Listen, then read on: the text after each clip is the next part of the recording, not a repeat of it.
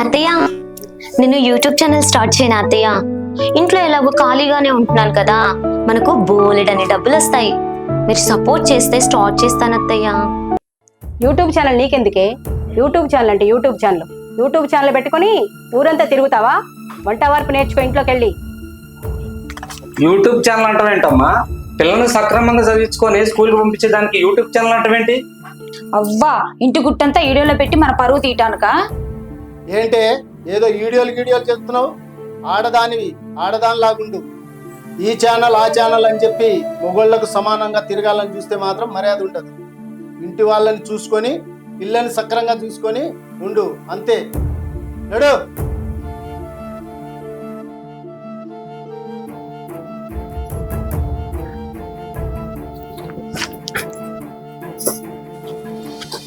ఏమండి, అమ్మాయి హాస్పిటల్కి డబ్బులు సర్దుబాటు అయ్యాయా? డబ్బులు ఎక్కడైనా తీసుకొచ్చారా? అందరినీ అడిగాను అనుకున్నా, ఎవరి దగ్గర లేవంటున్నారు. ఎంత అడిగినా నా దగ్గర డబ్బులు లేవంటున్నారు అనుకున్నా. ఇప్పుడు ఏం చేద్దామండి? అదే అర్థం కావట్లేదు అనుకున్నా. అమ్మాయి ఆరోగ్యం క్షీణించిపోతుంది. ఏంటి నాన్న, వెళ్ళిన పని అయిందా? చెల్లె హాస్పిటల్ ఖర్చులకి ఎక్కడైనా డబ్బులు దొరికినాయా? లేదురా, ఎవరిని అడిగినా డబ్బులు ఇవ్వట్లేదురా. పర్లేదు నాన్న, నా ఆరోగ్యం కోసం మీరేం కంగారు పడకండి. ఏదైతే అదే అవుతుంది.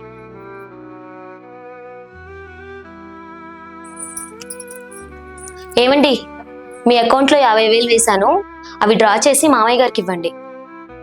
ఎక్కడమ్మా నీకంత డబ్బు? మీరంతా ఆడది ఏం చేయలేదు, ఏం సాధించలేదు, ఆడదానిలా ఉండాలి అని మీరెవ్వరు సపోర్ట్ చేయకపోయినా నేను యూట్యూబ్ ఛానల్ పెట్టాను మామయ్య. దాని నుంచి వచ్చిన డబ్బే ఈరోజు తన హాస్పిటల్ ఖర్చులకని మీకు ఇచ్చాను. ఆడది ఏం చేయలేదన్న మీకే ఈరోజు మీరు వద్దు అన్న పని చేసి సాధించి చూపించాను.